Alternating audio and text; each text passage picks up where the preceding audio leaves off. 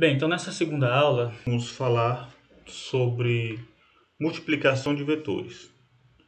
Então, de modo mais específico, nós vamos falar sobre dois produtos entre vetores, né? Especificamente o produto interno e o produto, também conhecido como produto escalar, né? E o produto vetorial, também conhecido como produto externo.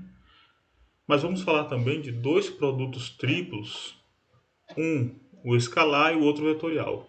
Esses produtos eles têm muitas aplicações na física, por isso é importante nós conhecermos as suas propriedades. Bem, anteriormente nós já mencionamos algo a respeito da adição de vetores e da subtração de vetores. Agora nós vamos falar sobre a multiplicação de vetores. Existem três maneiras de multiplicar um vetor. A primeira delas é multiplicando um vetor por um escalar. Mas aqui nós vamos nos concentrar na multiplicação entre vetores, tá? Então, na multiplicação de um vetor por um escalar, o resultado pode ser o alongamento, né, o estiramento ou estreitamento desse vetor, alterando seu módulo. Inclusive, se esse escalar for um número negativo, ele pode inclusive atuar sobre o vetor, invertendo seu sentido. Na multiplicação entre dois vetores, nós temos dois tipos de produtos, dois tipos de multiplicação. Como a gente observa, ó, são dois tipos de multiplicação de vetores. Um deles é chamado de produto escalar, como eu já adiantei para vocês, ou produto ponto, ou produto interno. Então, é conhecido por esses três nomes: produto escalar, produto ponto ou produto interno.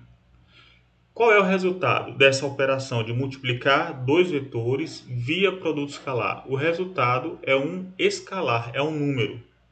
Por isso o nome produto escalar, e a representação é através de um ponto, A ponto B. Isso denota o produto interno ou produto ponto entre dois vetores A e B. Então, por definição, o produto escalar de A e B, que é escrito assim, ó, A ponto B, por isso que esse produto também é chamado de produto ponto, ele é igual, por definição, ele é igual à magnitude de A, ou módulo de A, vezes o módulo de B, vezes o cosseno do ângulo que esses dois ângulos têm entre si. Então, a maneira de expressar matematicamente esse produto é módulo de A, módulo de B, cosseno de θ. Quanto ao produto vetorial, ou também conhecido como produto cruz, né, ou produto externo, entre A e B, ele é representado por A cruz B. Tá? Por definição, o resultado dessa multiplicação é um vetor diferente do produto escalar, que o resultado é um número. Então, A externo B tem como resultado um vetor cuja magnitude, cujo módulo de direção são dados pela seguinte regra. Vamos lá.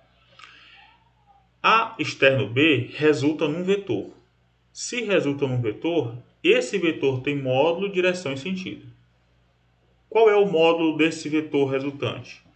O módulo do vetor, que é o produto externo de A e B, ele é dado pelo módulo de A vezes o módulo de B vezes o seno do ângulo entre eles. Bem, esse é o módulo do vetor C, que é o resultado do produto externo do produto vetorial de A com B. Muito bem. Agora, quanto à direção e sentido? Bem, a direção e sentido é dado pela regra da mão direita. Quando eu tenho A externo B, a figura nos ajuda a entender. Ó. A externo B, eu vou pegar a minha mão direita, você pode fazer isso agora, tá? Pega a minha mão direita, você vai colocar o polegar apontando na direção do C, ó, na direção perpendicular ao plano definido pelos dois vetores A e B. Então aqui eu tenho o vetor A e B que formam um plano e a direção do C é perpendicular aos dois vetores, ou seja, é perpendicular ao plano definido pelos vetores A e B. Então eu vou colocar o meu polegar direito da minha mão direita para cima, apontando no C, mas pode ser para cima ou para baixo, a direção perpendicular, a direção desse eixo aqui, ó, tá? Pode ser para cima ou para baixo. O sentido agora é dado pela ordem em que os vetores aparecem.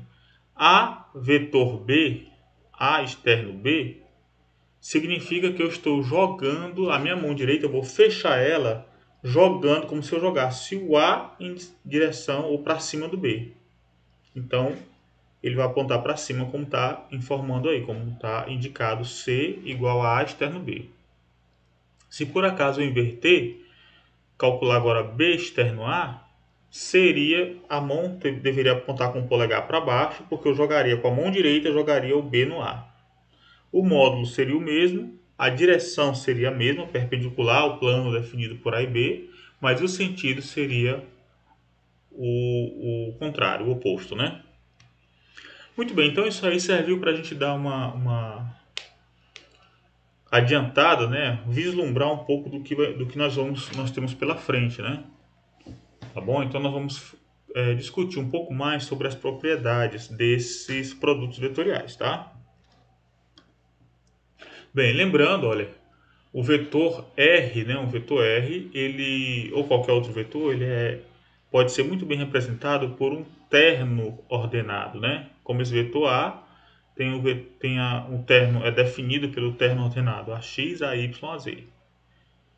Bem, para o vetor posição, né, o vetor R, que localiza um ponto do espaço, nós temos aqui, olha, x igual a R cosseno alfa, y igual a R cosseno beta e z igual a R cosseno gama. Esses ângulos são chamados de ângulos diretores e esses cossenos são chamados cossenos diretores.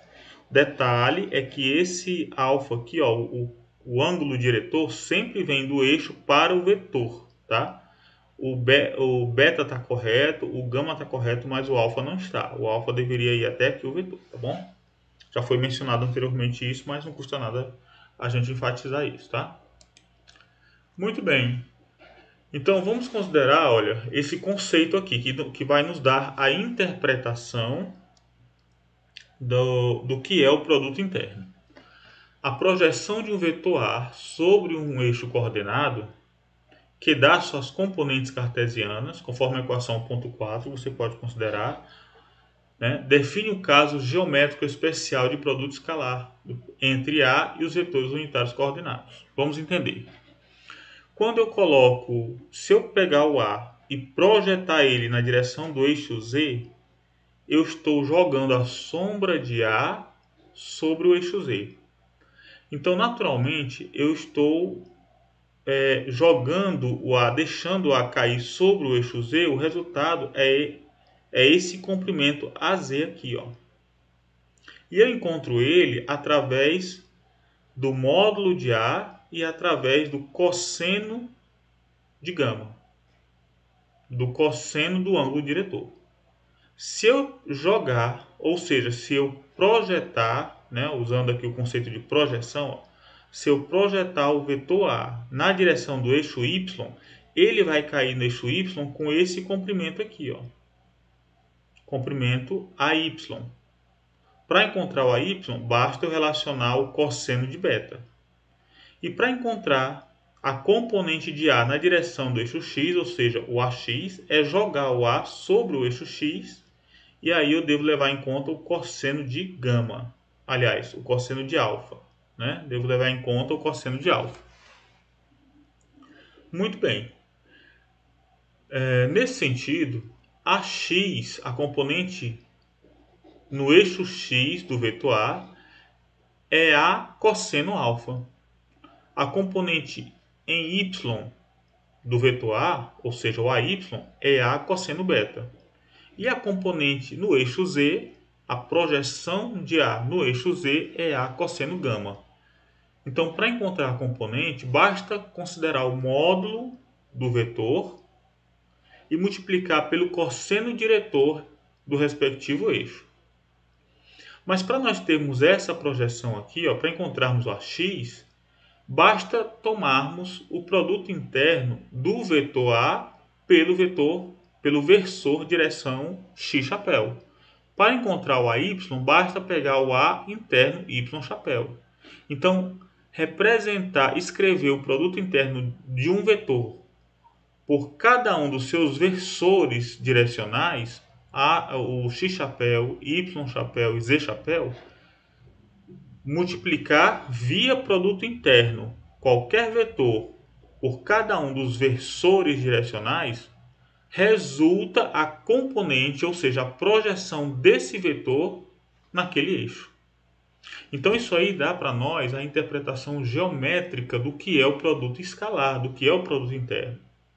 O produto interno dá a projeção, a sombra de um vetor sobre outro vetor. Ele projeta, ele joga um vetor na direção do outro vetor. Portanto, esse caso especial de um produto escalar, em combinação com as propriedades gerais do produto escalar, é suficiente para compreender o caso geral do produto escalar. Então, como a gente entendeu aqui que A interno x chapéu é a projeção de A no eixo x, então sempre que eu tiver o produto interno entre dois vetores, eu vou ter a projeção de um vetor na direção do outro, e vice-versa.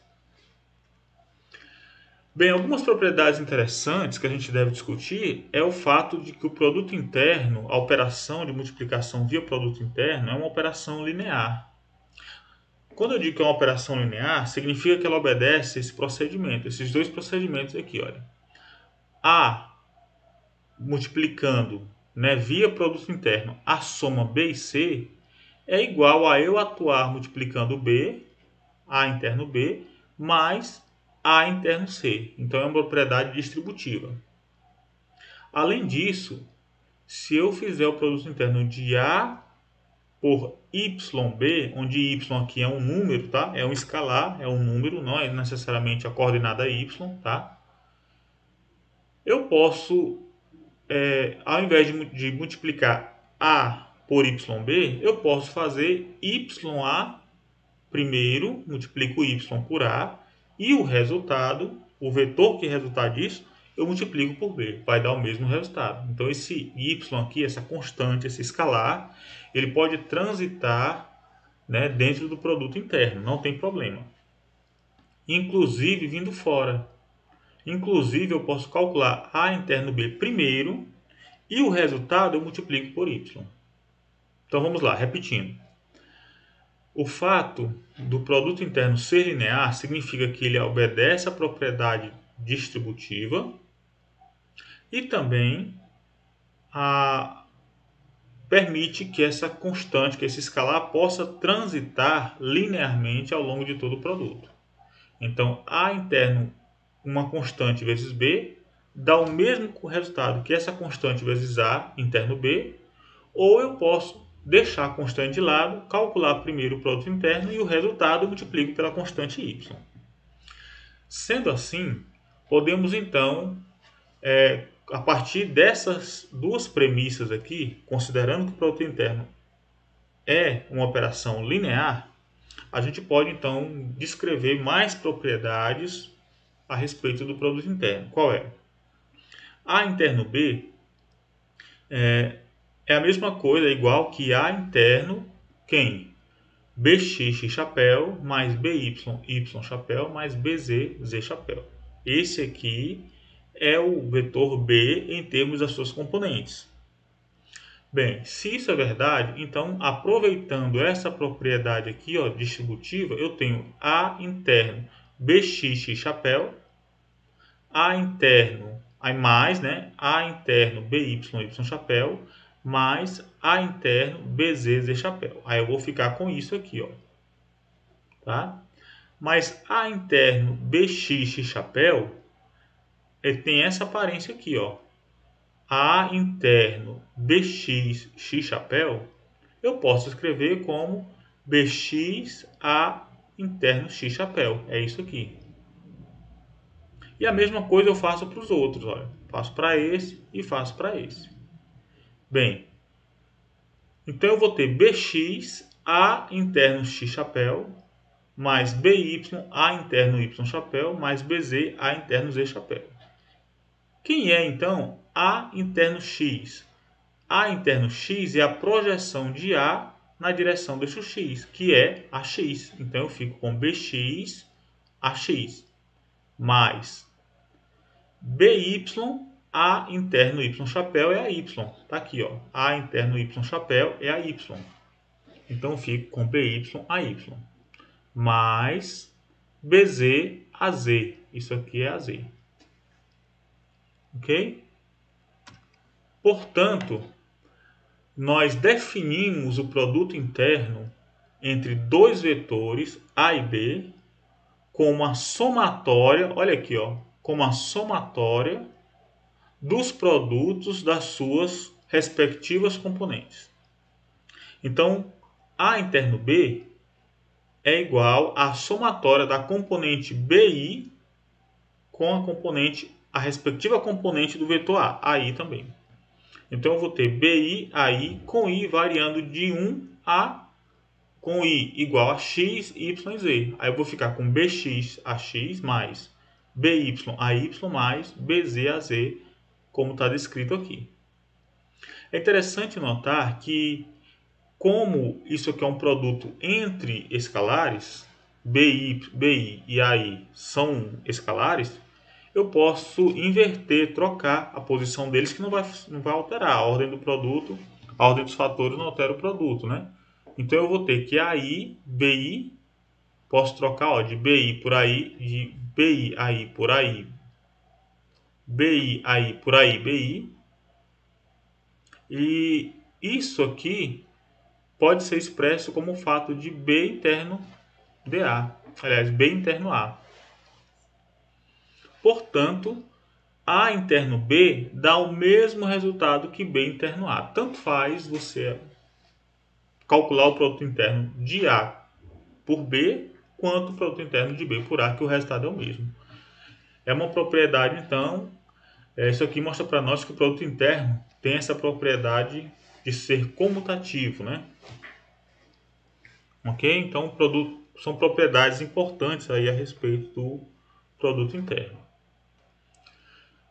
Bem, então se eu tenho dois vetores, olha, A e B, o produto interno é a projeção de um vetor sobre o outro, né? O módulo, né, A interno B, o valor dele é dado por módulo de A, módulo de B, cosseno do ângulo entre eles. Aqui diz o seguinte, ó, é óbvio que pela equação 1,24, né, o produto escalar trata A e B da mesma maneira, porque A interno B é igual a B interno A. Ou seja, está dizendo aqui que é simétrico, né? Ou seja, é comutativo. Então, nós podemos escrever o seguinte, olha. Uma alternativa para interpretar ou para expressar esse resultado, nós podemos primeiro generalizar as equações 1, 22 para a projeção AB de A na direção de B, onde AB é igual a cosseno de θ, que é igual a A interno B chapéu. Esse B chapéu é o vetor pelo módulo dele, né? É um vetor unitário aí, né? Ou então eu posso fazer o contrário, escrever BA como B cosseno θ, B interno A chapéu, onde esse A chapéu é um versor A sobre o módulo de A. O que nós queremos dizer, novamente, é que A interno B, ou eu projeto A no B e multiplico B, ou eu projeto B no A e multiplico por A. Então, o produto interno, tanto faz eu projetar o A na direção de B, projetar o A na direção de B, ou projetar o B na direção de A. O resultado é o mesmo, que é dado por módulo de A vezes o módulo de B vezes o cosseno de θ. Tá bom? Muito bem, uma propriedade importante também do produto interno tem a ver com os versores direcionais. Ora, se o produto interno representa uma projeção, a sombra de um vetor na direção do outro, quando eu fizer x chapéu interno x chapéu, eu estou com um vetor unitário na direção do eixo x. Qual é a projeção desse vetor sobre ele mesmo? É 1. Porque é como se eu me disse, quantas vezes ele cabe dentro dele? Uma vez. A mesma coisa com o Y chapéu e o Z chapéu. Então, o produto interno de X chapéu por X chapéu, Y chapéu por Y chapéu e Z chapéu, por Z chapéu dá 1. Tá? Isso aqui mostra que eles têm módulo 1, são vetores unitários por definição, são versores direcionais, são vetores unitários. Agora, se eu fizer o produto cruzado, agora o produto interno cruzado, X chapéu interno Y chapéu, o que isso significa? Significa a sombra de um vetor X chapéu na direção do eixo Y. Se eles são perpendiculares, obviamente a sombra de um na direção do outro é zero. Não existe como expressar um vetor em termos do outro. Eles aparecem transparentes no mundo do outro, por assim dizer. Eu não consigo representar nenhum desses vetores unitários, direcionais, do x chapéu, y chapéu e z chapéu, na direção dos outros vetores unitários. Então, matematicamente, eu posso escrever x chapéu interno y chapéu é igual a x chapéu interno z chapéu, que é igual a y chapéu interno z chapéu, que dá zero. Esses vetores x chapéu, y chapéu e z chapéu formam uma base de vetores, ou seja, um conjunto, né, de vetores que permite que eu expresse qualquer vetor como uma combinação linear desses vetores aí, do x chapéu, y chapéu e z chapéu. Então, quando eu consigo expressar qualquer vetor como uma combinação linear desses vetores de base, e esses vetores de base têm essa propriedade de, quando eu faço o produto interno entre eles, deles com eles mesmos, dá 1, mas se eu fizer cruzado dá 0, eu digo que essa base é uma base completa ortonormalizada. Ortonormalizada. Orto porque o produto cruzado dá 0, são ortogonais, e normalizada porque eles têm norma ou módulo igual a 1. Tá? É isso que representa essas duas equações 1.26a e b. Bem, considerando então, olha, um vetor R, né? Vetor R no plano XY, R no plano XY, então aqui o plano da folha de papel, né? Eixo X e eixo Y. Um vetor qualquer nesse plano pode ser escrito como x chapéu mais y chapéu. Olha o que eu chamei naquela hora lá, ó, de combinação linear, né? Qualquer vetor pode ser dado por uma combinação linear desses vetores de base. Muito bem. O vetor normal é definido como aquele vetor que é perpendicular a uma determinada superfície naquele ponto, tá? Então esse vetor normal, ele faz um ângulo de 90 graus com essa superfície aqui. Se essa superfície está contida no plano XY ou materializa o plano XY, então a projeção do vetor normal com qualquer eixo X ou Y tem que dar zero. Então, projetar o vetor R de outra forma, projetar o vetor R na direção normal também dá zero. Então, olha, se A interno B dá zero, e sabemos que A é diferente de zero e B é diferente de zero, então o cosseno de θ ou é zero, ou é 90, ou é 270 graus e assim por diante, né? Os vetores A e B devem ser então, ó, perpendiculares, tá? Então, se o produto interno entre dois vetores dá zero, significa que o cosseno do ângulo entre eles é zero e que o ângulo ou é 90 ou é 270. Isso mostra que se o produto interno entre dois vetores é zero, é porque esses vetores são perpendiculares. E nesse caso, o vetor normal aqui é perpendicular à superfície. Por definição, o vetor normal é isso. E o vetor R está contido na superfície. N interno R, obrigatoriamente tem que dar zero. tá? Para qualquer R que nós escolhermos, tá bom? Para qualquer R que nós escolhermos. Então, esse N aqui é perpendicular, ou seja, ortogonal ao plano XY. Bem, relembrando as propriedades da ortonormalização, né, dos vetores de base x, y e z chapéus, tá? E como a gente já mencionou, muitas vezes nós podemos substituir esses vetores de base, para ficar de um modo mais geral, por vetores unitários e m, tá? Onde esse m aqui é 1, 2, 3 e pode até ter mais dimensões, não apenas 3. Portanto, como é que eu represento o x-chapéu? O x-chapéu é o em com m igual a 1. X-chapéu é o E1. O y-chapéu é o E2. E o z-chapéu é o E3. Essa é uma notação muito útil quando a gente trata nos cursos de eletromagnetismo, né?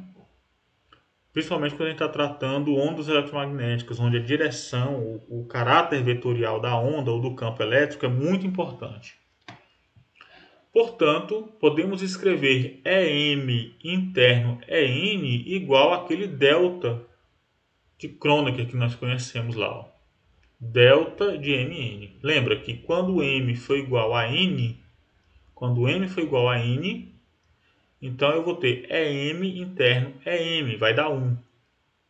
Quando os índices são diferentes, né, aí o resultado é 0 e eu digo que esses vetores unitários são ortogonais. Tá bom? Esse conjunto EM é denominado de ortonormal, né? Ortonormal. Tá certo? Então os vetores, a base de vetores que definem o sistema de coordenadas cartesiano é um sistema ortonormalizado ou ortonormal, tá bom? E isso também funciona para outros sistemas de coordenada que nós comumente utilizamos em física, o cilíndrico e o retangular, tá? Bem, em suma, né? AX, BX mais AY, BY mais AZ, BZ, quando der zero, é o produto interno de A com B, significa que A e B são perpendiculares. Por outro lado, se nós pegarmos AX e dividir por BX, AY e dividir por BY e AZ dividido por BZ, e esses resultados dessas razões forem todos iguais, significa, por outro lado, que esses vetores A e B são paralelos. Tá? Então, se eu pegar o AX e dividir por BX, dá 3. AY por BY também dá 3. E AZ dividido por BZ também dá 3, é porque os vetores são paralelos. Essa relação é fácil, é você dividir um vetor pelo outro. Tá bom? Muito bem, então uma aplicaçãozinha, olha, que nós podemos ter, dá um resultado bem interessante, né, com o que nós vimos até agora sobre o produto escalar, é quando eu tenho um vetor C, que é a diferença do vetor A com relação ao vetor B. Então, A menos B dá C. Eu posso escrever que A é igual a B mais C. Olha só, B mais C dá o A. Então, o que eu quero saber é o seguinte, olha, num triângulo desses, se eu conhecer o módulo desse lado aqui, o tamanho desse lado, o módulo de A, o módulo de B e sei qual é o ângulo que eles fazem entre si, ângulo θ, qual é o módulo desse vetor aqui? Então, a proposta é considerar C como sendo A menos B e calcular o produto interno de C com ele mesmo. Então, vamos lá. Se eu calcular C interno C, eu vou ter A menos B interno A menos B. E eu faço, então, aplico a propriedade distributiva A interno A, tá aqui, ó. Depois A interno menos B, A interno menos B, depois menos B interno A, menos B interno A, e depois menos B interno menos B, que dá mais B interno B. A interno A é o A projetado nele mesmo. Então eu faço A interno A é A ao quadrado, C interno C é C ao quadrado e B interno B é B ao quadrado. Mas A interno B e B interno A, ambos negativos, eles são iguais, né?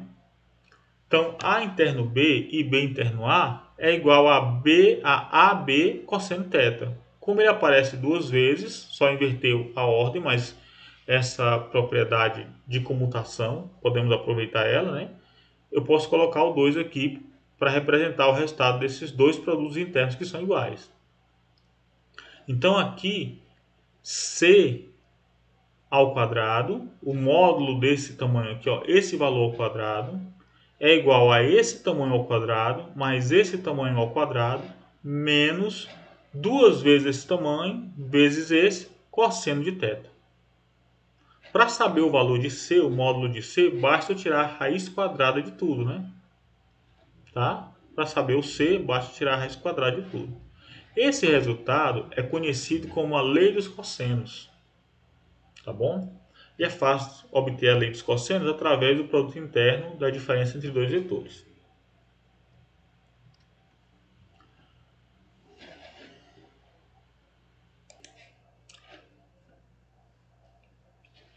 Bem, a segunda forma de multiplicação de vetores envolve não o cosseno do ângulo entre eles, né, os dois vetores, mas o seno do ângulo. Né?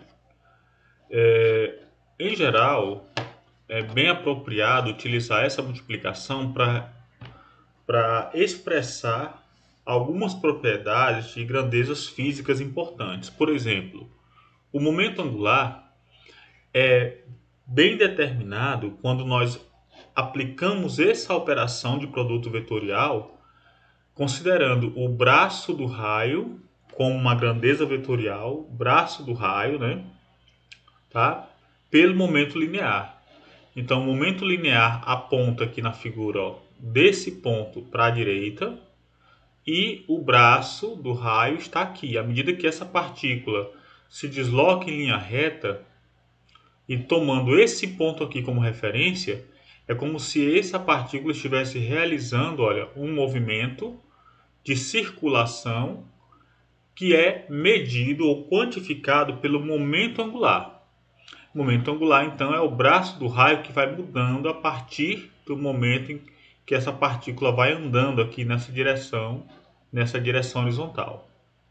Então, quando eu pego o R, vetor P, braço do raio, vetor, momento linear, o módulo dessa grandeza, momento angular, é o módulo da distância vezes o módulo do momento linear vezes o seno do ângulo que esses dois vetores têm entre si. Tá? Então é uma maneira de expressar, é muito apropriado porque muitas propriedades, muitas grandezas físicas se comportam assim. Como a gente já mencionou, C é o produto vetorial, o produto externo de A por B. Né? O resultado é um vetor C, cujo módulo é dado por módulo de A vezes módulo de B vezes seno do ângulo entre eles. Bem, para enxergar melhor essa aplicação, imagine uma partícula de massa m que está realizando um movimento circular. Para a gente visualizar um pouco melhor isso, imagine então uma partícula de massa m que está realizando um movimento circular, né, em torno do eixo z. Então a partícula descreve uma trajetória circular no plano XY.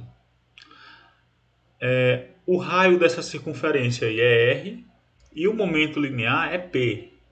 Bem, o ângulo entre R e P é θ. Então eu posso caracterizar, olha, descrever o momento angular L como sendo R externo P. O módulo, o tamanho desse L aqui, desse vetor, é o módulo de R vezes o módulo de P vezes seno do ângulo entre eles, vezes seno de θ.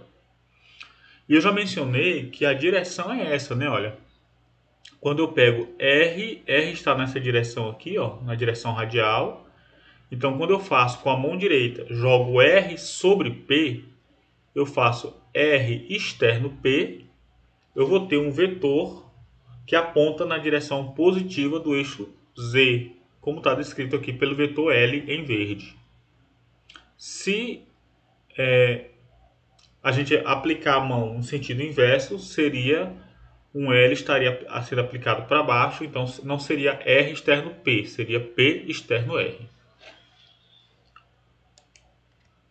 Bem, entre os exemplos de produto externo na física matemática, nós podemos citar a definição de momento linear, que nós acabamos de escrever, R vetor P, R externo P, está aqui.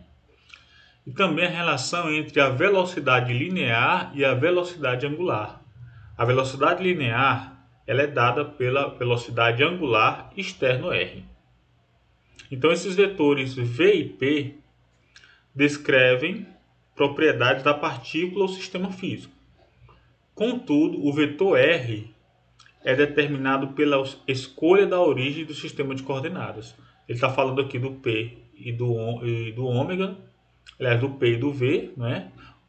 Que eles estão relacionados com o sistema físico em si, mas R depende apenas do sistema de coordenadas, o conjunto de eixos que eu estou considerando. Uma outra aplicação do produto vetorial é quando a gente leva em conta a força magnética, que é dada pela carga, que multiplica um escalar a carga, né? V externo B.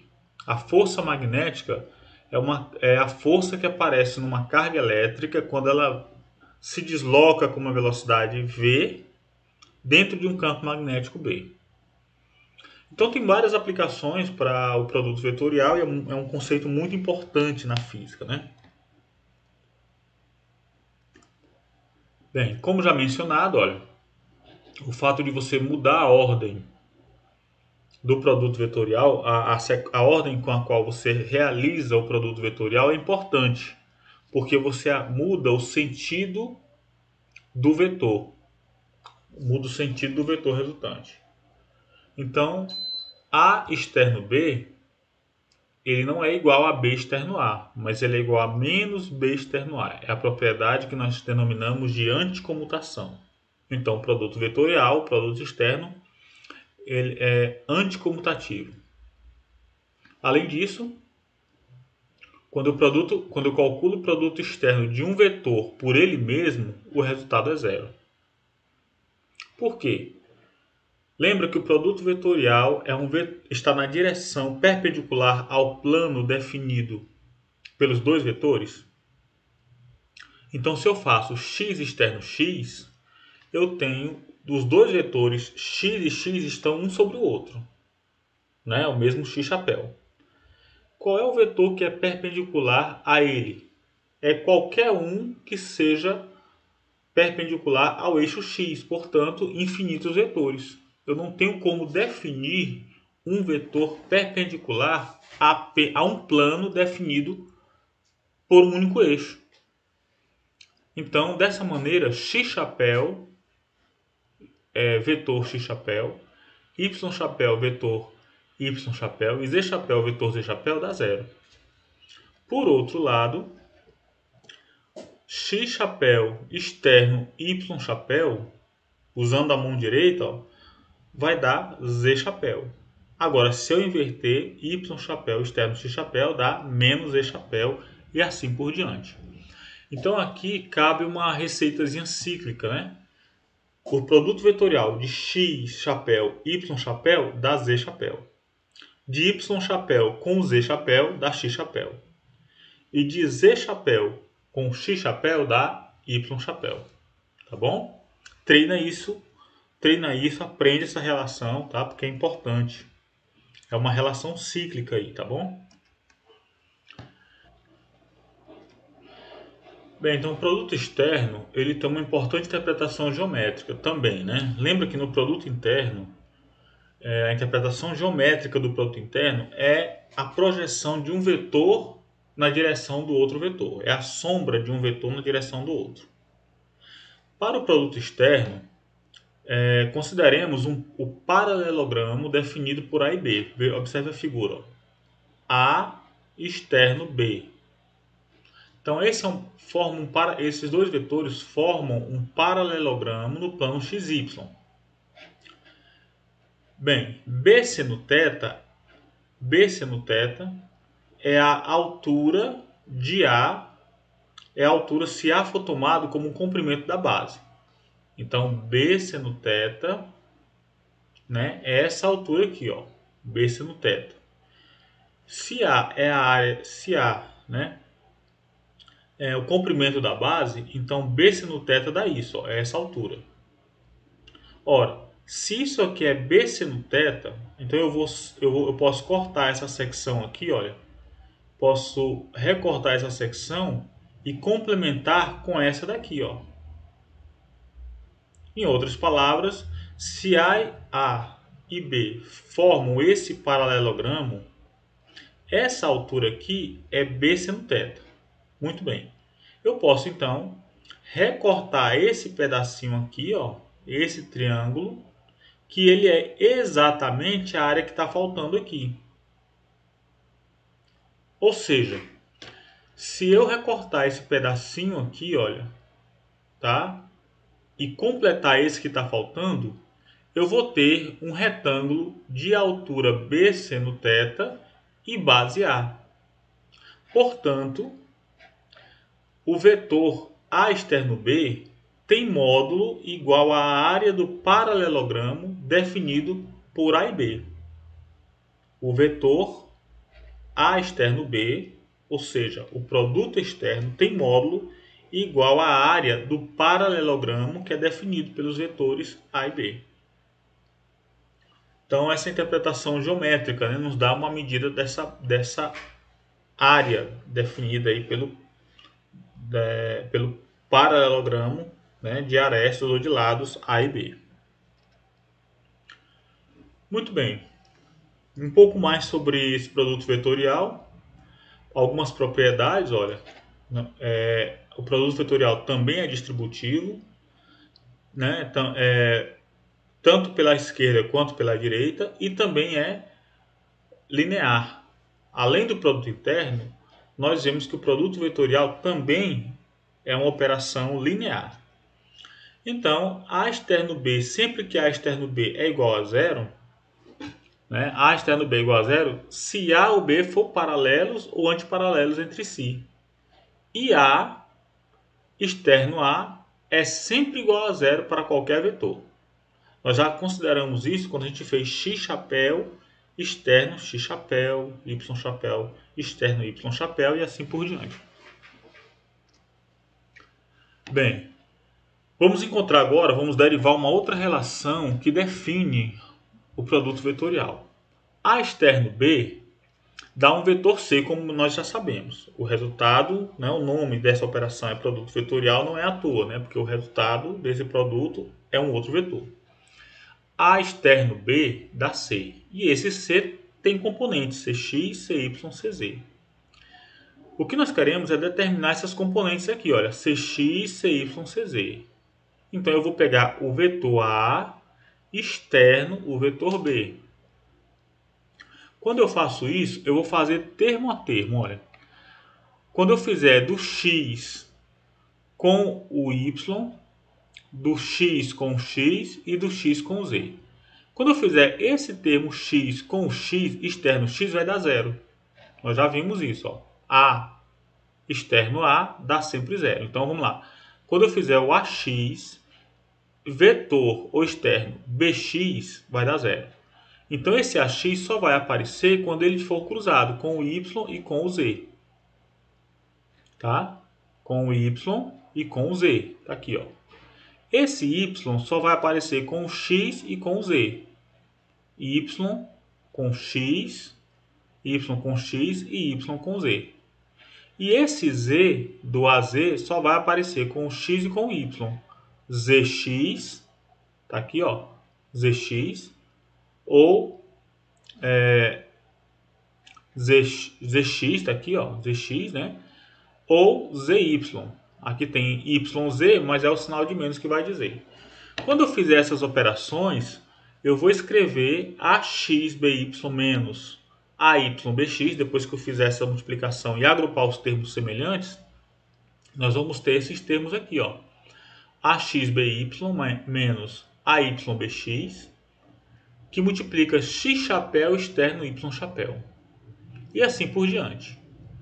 Bem, quem desses termos aqui é o cx, o cy e o cz? Lembra que quando eu faço x chapéu externo y chapéu, dá z chapéu. Se isso aqui é z chapéu, então tudo isso é o cz. Quando eu faço x chapéu externo z chapéu, eu tenho menos y chapéu. Se isso aqui é o y chapéu, tudo isso é o meu cy. E quando eu faço y chapéu externo z chapéu, isso aqui dá x chapéu. Se isso aqui é x chapéu, tudo isso é o cx. Então, organizando a casa, né? Organizando um pouquinho aí as coisas, cx é quem? Cx é isso, cy é isso aqui, ó, e cz é isso, tá? Cz é isso, né? Correto. Bem, o que nós, olhando para essas relações, nós podemos escrever que CI, a componente I do vetor C, é dada por AJBK menos AKBJ. Quer ver? Olha, compare isso aqui com cada uma dessas três expressões. Bem, isso aqui, para quem já trabalha com uma outra propriedade, uma outra matemática de determinantes, né? Nós podemos expressar como isso aqui sendo o determinante, né, de uma matriz 2 por 2. Então, o vetor C é dado pelo determinante, o vetor C, que é o resultado do produto vetorial de A por B, A externo B, é dado por esse determinante aqui, de uma matriz 3 por 3. A primeira linha são os versores de base, a segunda linha são as componentes do primeiro vetor, e a terceira linha são as componentes do terceiro vetor. Aliás, do segundo vetor. Tá? E aí, aplicando o determinante, a gente encontra cada uma dessas componentes. Isso aqui é o cx, aqui é o cy e aqui é o cz. Tá? Esse determinante aqui é o cx, é dado por isso. AYBZ menos AZBY. Aqui são as componentes, a componente CY do vetor C, AXBZ menos BZ, BXAZ, e aqui é o CZ, AXBY menos BXAY. Então, como exemplo, tem esse probleminha aqui, olha, encontre o ângulo entre as diagonais das faces de um cubo. Então nós temos um cubo de aresta igual a 1, né? E eu tenho duas diagonais. Ó, a primeira sai da origem do ponto 0, 0, 0 e vai até o ponto 0, 1, 1. Né? 0 no x, 1 no y e 1 no z. A segunda diagonal sai do zero, da origem 0, 0, 0 e vai até o ponto 1, 0, 1. Tá? O que nós queremos não é o ângulo que essas diagonais fazem com o eixo z, ou com o eixo x, ou com o eixo y. É o ângulo que essas duas diagonais fazem entre si. Então eu preciso escrever a forma vetorial em termos das componentes desses dois vetores A e B que representam as coordenadas, a diagonal, né? As coordenadas da diagonal. Então, olha, fica fácil, né? A gente vai aplicar, ó, lembrando que o A, esse A aqui, é um x chapéu mais 0y, no y ele é 0, está no plano xz, mais 0y chapéu mais 1z chapéu. O B é dado por 0x chapéu mais 1y chapéu mais 1z chapéu. Bem, então para determinar o ângulo entre eles, nós podemos usar o produto interno. No produto interno, A interno B é quem? É 1 vezes 0 mais 0 vezes 1 mais 1 vezes 1. Então vai dar 0, 0, 1. Por quê? Porque o produto interno ele vai dar um valor que é dado por AB cosseno de θ. θ é o ângulo entre eles. Esse resultado aqui, A interno B, eu já calculei pela propriedade de multiplicação direta no produto interno. Bem, isso aqui eu já sei que dá 1. Agora eu preciso determinar o módulo de A e o módulo de B. O módulo de A vai ser a raiz quadrada da soma dos quadrados das componentes. Então vai ser a raiz quadrada de 1 mais 0 mais 1. 1 ao quadrado dá 1, 0 ao quadrado dá 0 e 1 ao quadrado dá 1. Então vai ser a raiz quadrada de 2. A mesma coisa para o B. Então, módulo de A é raiz de 2, módulo de B raiz de 2, e eu fico com raiz de 2 vezes raiz de 2 dá 2, 2 cosseno θ. Então eu fico com 2 cosseno θ igual a 1, que é o resultado que nós já encontramos. 2 cosseno θ é igual a 1. Portanto, cosseno de θ é igual a 1 meio.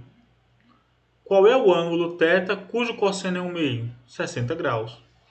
Então, o ângulo entre as diagonais, né, entre as diagonais de duas faces de um cubo, né, como está descrito aqui ó, na figura, é 60 graus. Então a gente usou aí a propriedade, né, do produto interno para determinar essa propriedade geométrica aí, né, o ângulo entre as duas diagonais das faces de um cubo. Tá bom? Uma aplicaçãozinha bem simples e direta, né? Ok?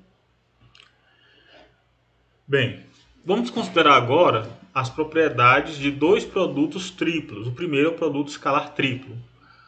Eu vou descrever brevemente aqui as propriedades do produto escalar. O produto escalar triplo, ele é definido, o primeiro deles, o produto escalar triplo, é definido como A interno B externo C. Então, deve-se lembrar que primeiro eu devo calcular o produto vetorial de B com C para, a partir do resultado, multiplicar via produto interno com A. Tá bom? Então, o produto vetorial sempre tem prioridade sobre o produto interno. O produto externo sempre tem prioridade sobre o produto interno. Então ele diz, olha, se nós concordamos em excluir essa interpretação indefinida, ou seja, não confundir isso com isso, sempre lembrar que o produto vetorial tem prioridade com relação ao produto interno, então a gente não precisa nem estar escrevendo esses parênteses, né?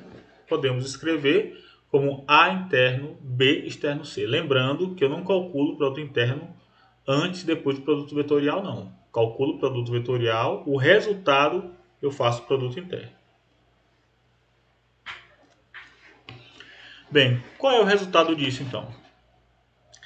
Sabendo disso, eu tenho que A interno B externo C, o resultado é vou calcular B externo C, cada uma das componentes x, y e z do produto vetorial, já coloquei aqui, e fiz o produto interno com A. Então, isso aqui é o resultado da componente x de B externo C, que vai multiplicar o AX. Esse aqui é o resultado em Y de B externo C, que vai multiplicar o AY. É o produto interno, né, que nós estamos aplicando agora. E esse é o resultado, é a componente em Z de B externo C. Vou multiplicar por AZ. Isso pode ser claramente organizado de duas formas diferentes. Eu posso trocar a posição desses componentes aí e escrever B interno C externo A ou C interno A externo B. Elas são equivalentes, elas são todas equivalentes. Perceba o que é que nós fizemos aqui, ó. A posição do produto interno e do produto vetorial não mudou. O que mudou é que eu arrastei o B para a esquerda, o C para a esquerda e o A foi lá para a ponta. Deu isso, ó. Depois arrastei o C para cá, o A para o meio e o B foi lá para o começo de novo. Deu isso. Então eu posso brincar com essa sequência, com essa ordem, tá? E obter outras relações também. São equivalentes, tá bom? É bom anotar e ficar atento a essas igualdades, porque podem ser úteis na resolução dos problemas. Logo, A interno B externo C é igual a externo B interno C. Uma outra propriedade também. Enfim, definimos o produto escalar triplo A interno B externo C como sendo esse determinante cuja primeira linha é dada pelas componentes do primeiro vetor, a segunda linha são as componentes do segundo vetor e a terceira linha as componentes do terceiro vetor. Nesta ordem. Inverter a ordem de alguns deles aqui vai alterar a sequência das linhas. Devo sempre lembrar disso. O produto escalar triplo possui também uma interpretação geométrica direta. Os vetores A, B e C podem ser interpretados como definido no paralelepípedo. Observe. A interno B externo C. Quando eu faço B externo C, o que é que eu tenho? B externo C define esse paralelogramo. E a gente viu que B externo C dá a área do paralelogramo, né? Ora, B externo C tem módulo B vezes o módulo de C vezes o seno do ângulo entre eles. Está aqui o seno, né? De B para C. E a direção é perpendicular ao plano de B e C. Então o vetor B externo C está aqui, ó. Só que eu tenho também um terceiro vetor, um vetor A qualquer, numa direção qualquer. Quando eu faço agora A interno B externo C, é a mesma coisa que fazer B externo C interno A, porque o produto interno pode permutar.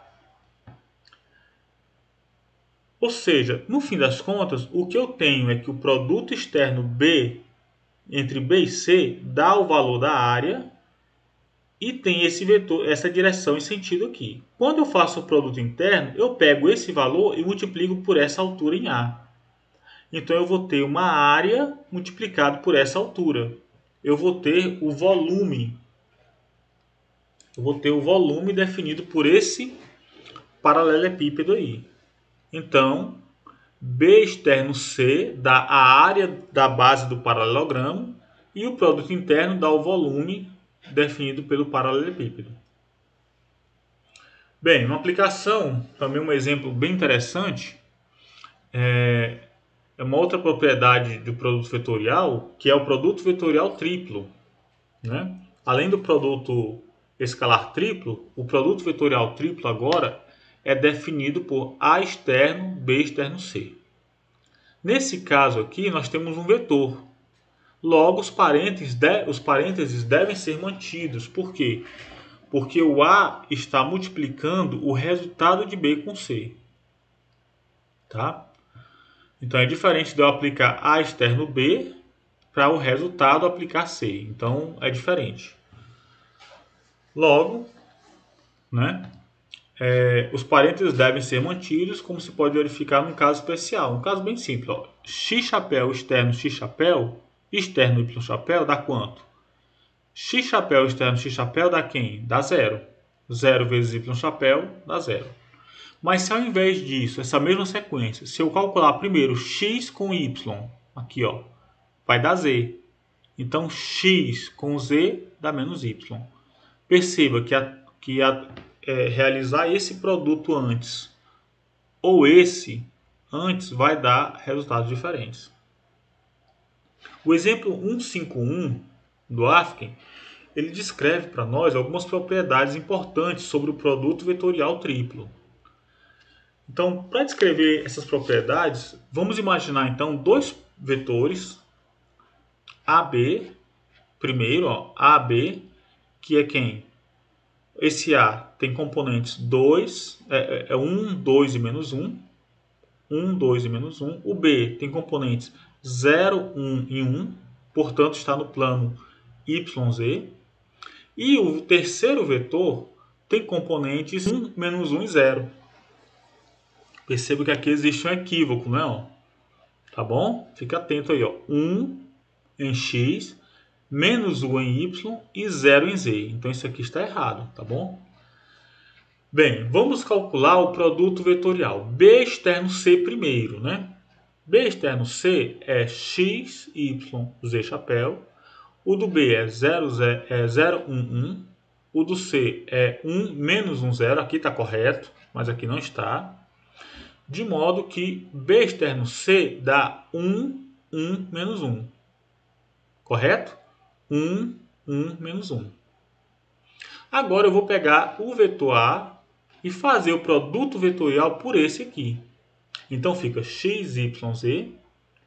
Esse A é 1, 2, menos 1. 1, 2, menos 1. E esse aqui é 1, 1, menos 1. 1, 1, menos 1. Fazendo o produto vetorial, encontramos o que? Olha que interessante. Ó. Nós encontramos menos x chapéu, menos e chapéu. Tá? E eu posso acrescentar ou subtrair o y, porque não vai fazer diferença. Tem x chapéu e z chapéu, eu posso somar e subtrair o y. Eu vou ficar com menos y mais z chapéu, menos x chapéu, menos y chapéu. Esse aqui é quem? É exatamente o B. E esse é exatamente o C. Então, A externo, B externo C, dá menos B menos C. Peraí, agora vamos entender o que é que significa isso. Acontece que eu tenho um produto externo de B com C. O produto vetorial de B com C dá um outro vetor, como nós vimos, ó, perpendicular a B e C ao mesmo tempo, ao plano definido por B e C. Quando eu aplico agora um produto vetorial de A, um qualquer A, por esse resultado, vai ter como resultado final um outro vetor que pertence ao plano definido por B e C. Interessante isso, né? Vamos tentar enxergar isso aqui agora. Agora acho que fica melhor de ver. Vamos lá. Eu tenho aqui, ó, A numa direção qualquer, B e C. B e C estão no plano XY. O A não está. Então vamos lá. Eu quero calcular B externo C. B externo C dá um outro vetor perpendicular ao plano formado pelos vetores B e C, que é igual ao plano XY. É o mesmo plano XY. Ok. Agora, quando eu faço... tenho aqui B e C, plano XY. Quando eu faço B externo C, obrigatoriamente eu estou na direção do eixo Z. Bem, considerando agora o produto vetorial de um vetor A qualquer, com esse vetor B externo C, que está no eixo Z, obrigatoriamente esse novo vetor, resultado do produto vetorial de A com B externo C, desse com esse, vai ter uma direção perpendicular a esses dois vetores também. A esses dois vetores, A e B externo C. Se ele é perpendicular ao A, mas também é perpendicular a B externo C, ele é perpendicular ao eixo Z. Se ele é perpendicular ao eixo Z, então ele é paralelo ao plano XY. Em outras palavras, o produto vetorial triplo está no mesmo plano que esses dois vetores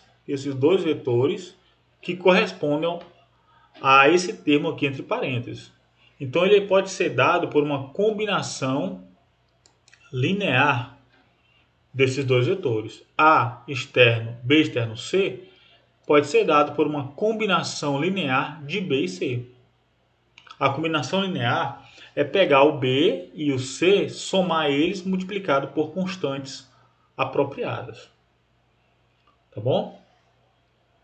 O que o texto conclui a partir de agora é que é fácil mostrar que esse produto vetorial pode ser dado como uma constante W que multiplica BA interno C menos CA interno B. E a prova que é deixada no livro, que eu não vou mencionar aqui para não estender mais, mas a prova é mostrar que esse W é igual a 1 sempre. Tá? E aí nós ficamos com uma relação de que o produto vetorial triplo ele é dado pela regra chamada regra Bach-Cabe. Regra Bach-Cabe, tá bom? Então o livro faz essa demonstração. Aqui as nossas referências, né? Utilizei alguns exercícios aí do Griffiths, né? Como de costume, vocês podem utilizar essas referências para aproveitar bem ou revisar o conteúdo que nós consideramos e também fazer os exercícios.